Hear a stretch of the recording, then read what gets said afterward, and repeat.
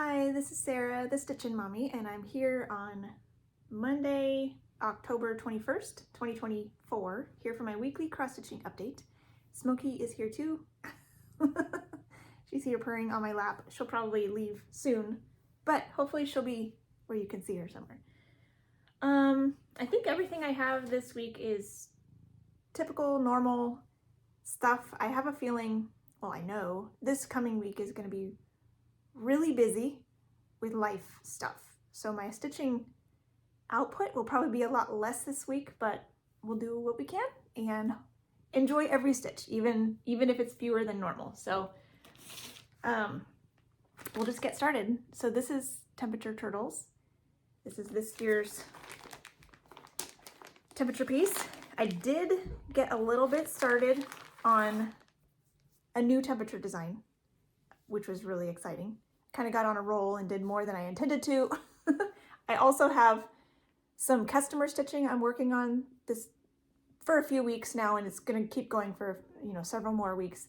I'm hoping I can still juggle everything, but I do want to get another temperature design out before the end of the year, so hopefully I can get that up for everybody. So this one. This is 28 count, 1/1 on Caribbean Blue Juggle by Witchelt. And I got September straight stitched and filled in the rest of the patches for this past week and finished out the little bit of the flipper. So this is all caught up again. Very much crazy temperatures. We got, I think 70 and 71 were our lowest here this week. This week will be a little bit milder. These were our lowest highs. It does get into the 50s overnight, but maybe even the 40s. I don't know if it's gotten down that low yet because I don't really track the lows with this particular temperature, but yeah, this week I think will be a couple days, maybe 91, so it's gonna stay warm, but not hopefully too warm. 91 for us is not that bad. So my regular travel stitching, I think I already took away my cover page for September because I finished it. So here it is. I didn't trim it down and put it in my frame yet, but here is September by Kitty and Me, Cats and Heart September on 25 count, 1/1 full cross, just white even weave. Yay! I'm so excited. I love the apples, the shading. What are you doing? Come sit so everybody can see you. She's back there being crazy. So I cut these like a nice margin for stitching on. It's maybe not quite 2 inches on the top and the bottom, but for the frame I have it in, I need to cut off, I have it like 1 inch from the design, and then I cut it and then it fits in there just like a picture, perfectly flat. And that works really nice. So that's what I'll do to it eventually. Not yet though. And then I started October because technically I finished the Cats and Hearts on the 15th. So I did a little bit at home because I really kind of just wanted it done. It was so close to being done. So I started this on the 16th. This is the October one. And I love November too, so it'd be nice to get them both done and not have to skip either one. But we'll see. Just a small start so far on October. This is the same 25 count white even weave, 1/1 full cross. And I've got the 2 lightest purples finished. And I got just the start of a light of the kitty cat with the dark gray. I'm doing my cats in 535, DMC 535 instead of 310. So it's a dark gray for Smokey instead of black. Because it's so convenient. She's a solid colored cat, so might as well just take advantage of that. And it's still enough of a contrast that it can still be kind of silhouette-y and be like Smokey. I think I did some Castle Homecoming on Friday. So here's my mangled cover page. Frosted Pumpkin Stitchery, their mystery stitch along from last year. I'm trying to get this finished before the end of the year. We shall see. Smokey is over there chasing her tail in front of the door, and she'll stick her tail under the door and kind of wiggle the tip to create her own fun. So here is this one. This is a 28 count. Oh, what do you call it? Ice Blue Lugana 1/1 full cross. So I worked a little bit over a lot of areas. So I did finish the dragon completely, I'm pretty sure. So his fire and teeth are finished. I backstitched his tummy and his wing. Then I did the white, the orange and the yellow in the troll, the shirt and the lunchbox, and the crown on the frog. That was yellow. There's white that you really can't see, but wherever there's a mushroom, there's some white bits in the mushroom. So that all got done too. And so there's some mushrooms that don't have the pink done yet because it's a different color pink.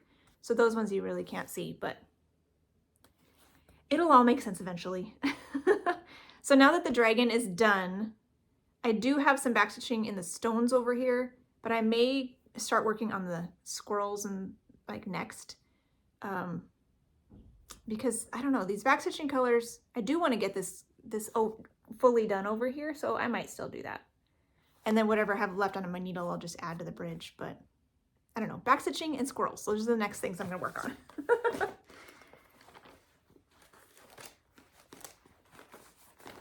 Pull it down, all the little bits and bobs.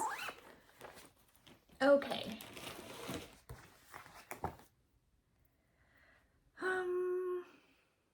That's pretty much all the random extra bits I did this week. My main projects, on Monday and Tuesday, I worked on the new Robin Christmas Patchwork Stitch Along by the Historical Sampler Company. So here is the cover page. We have part 1 with little blocks of things. And I knew there'd be a good amount of stitching in here. Pretty sure it wouldn't have finished it in 2 days, but I was grossly underestimated how quickly I would be able to work on this. So it is nowhere near finished, the part 1, but that's okay.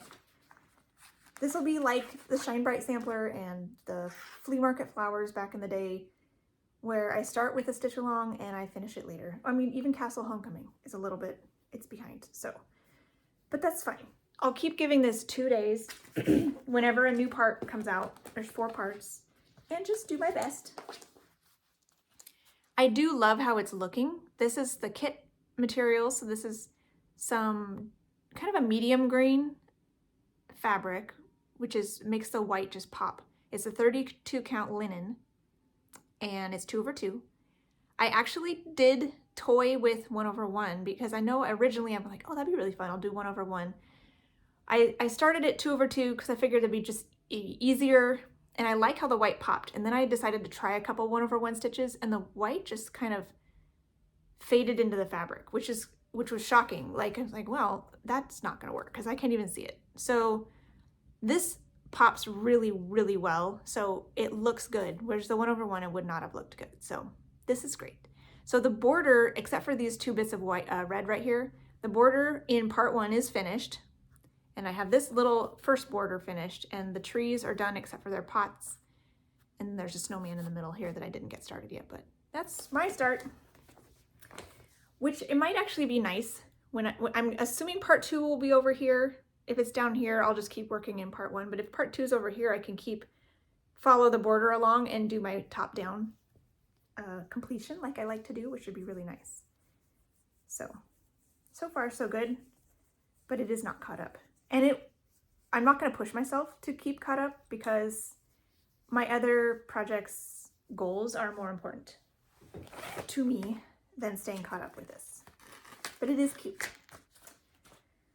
I did 2 regular days on that, and then I did a little bit extra on Saturday to try to get a second color of green done in those trees, just because I wanted to kind of see how the green played.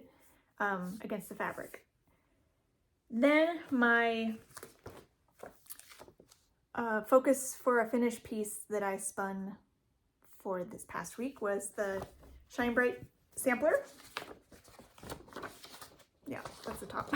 Oh, there she is. Smokey's here. So this is what I worked on for one of the projects I'd like to finish this year. And I gave this 2 regular days plus a little bit of extra time on Saturday and Sunday to try to finish a section. I worked on this motif mainly, but then also whatever colors were here. Oh no, and all of this. And then whatever, a little bits and bobs in here with the ends of my strings.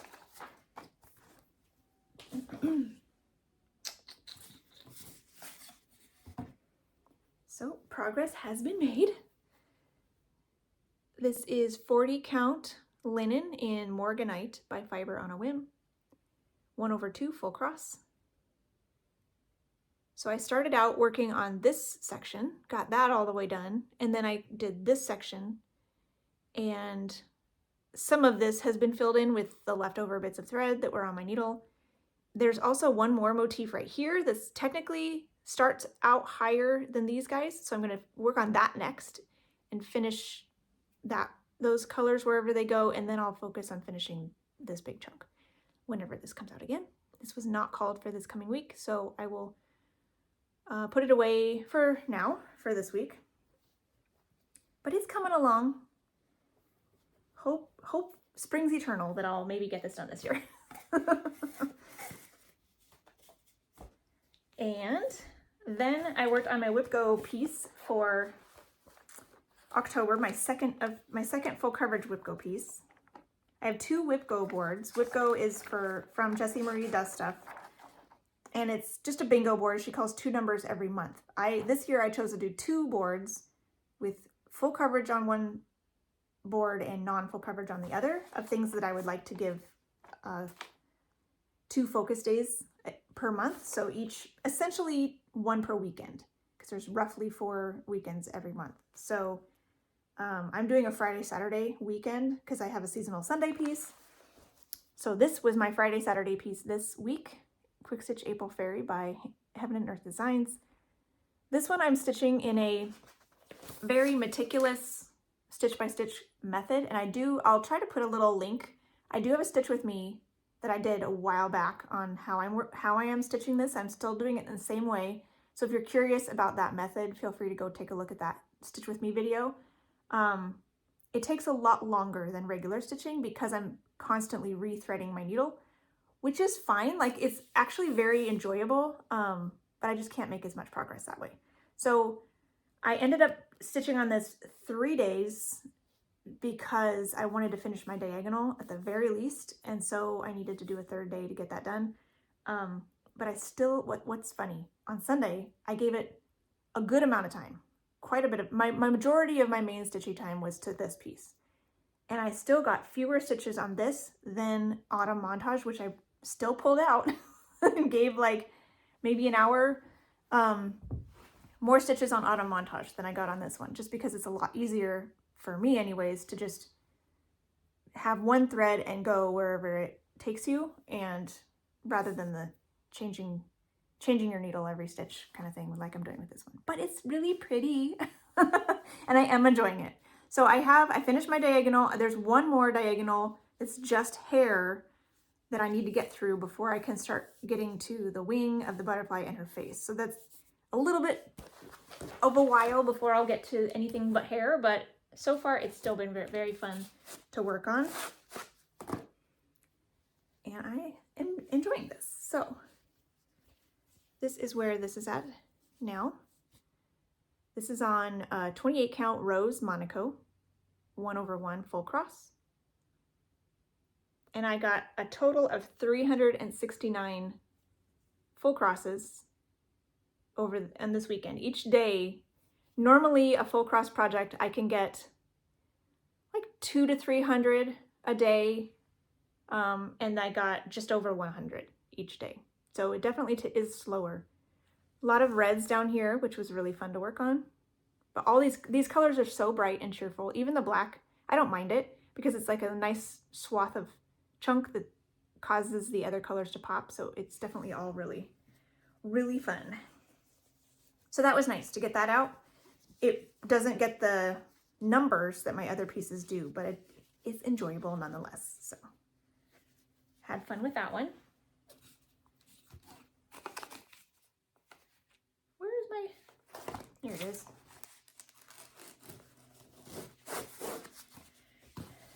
Then I did work on Autumn Montage for Seasonal Sunday.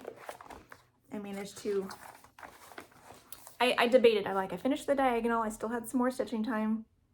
I'm like, should I go? I really kind of want to keep working on this and work on more of the new diagonal, but I was like, yeah, I probably should spend at least a little bit of time on this because I want to try to get myself through more of this top chunk of, what is this, a box section. And there's no way I can finish it if I don't work on it. So I went ahead and worked on this. There's a lot of nothing that I worked on because I was working in border for the most part. But I got 159 full crosses on this one too on Sunday. So this one is 1/1 on 28 count mushroom Lugana, full crosses. So I did a little bit down here and ended up stopping. This color was very sporadic and kept going a little bit farther. Oh no, I did a couple dots of it throughout here, but it kept going farther, and this color practically blends in with the fabric. So I didn't want to keep going too far out and not have anything else to count off of because I think I would probably mess up because it's hard to see where you've stitched. But then I picked another color. I think that second column of 10 by 10 square was completely finished then, so I went back to the top third column, and the first unstitched symbol was one of these border colors. So it was a different border color, and I did a lot of that up at the top. So it needs to get done too. So not a lot done on the actual picture this time, but stitches were put in, so that's good. And I think that's all I worked on this week. So this coming week, I will go get back to my family pieces. I have 2 family pieces that I will work on to make sure I touch them all at least for one day. Because of the Robin Christmas stitch along, I've kind of shrunk my expectation on my family pieces to 1 day a month instead of 2 to make room for that. And so I've already worked on Bear Time Stories for 1 day. I had 2 days on Beachcomber, my new family start for my mom, because it was a new start, and I had room for 2 days, so I went ahead and gave that 2 days anyways. But today I still need to work on Simpsons, and then tomorrow I'll work on Lollipop. So that's my plan, to give each of these a day. So this is my Simpsons piece, originally from a random seller on eBay. They're no longer there. I'm doing this for my husband. It is still a secret. So I gotta get creative when I work on it, but so far so good. This is my starting point. Both of these are on 40 count white Verdal 1/1 half stitches. Very small. I have small hands. I can pretty much cover the whole thing with my hand. But yeah, I'll work on that. I still have some white on my needle. It's either white or like one of the creamy colors in the paper edging here. So that may be all I get done, but it'd be nice to maybe pull a color as well, because sometimes it's hard for you guys to see what I do when I do the white on white. You can see the texture there, but so it is helpful to be there, but it's kind of boring. So we'll see. We'll see what I get to today. And then tomorrow I'll work on Lollipop. Yeah, this week is just going to be full of stuff. Got stuff to do outside of the home many evenings this week, so we'll see. I may not get very many stitches in on these pieces, but I will show you and I will do what I can.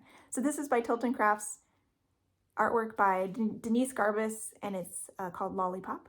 This one's for my daughter. So pretty.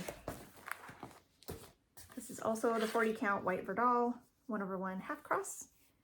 And here is that so far.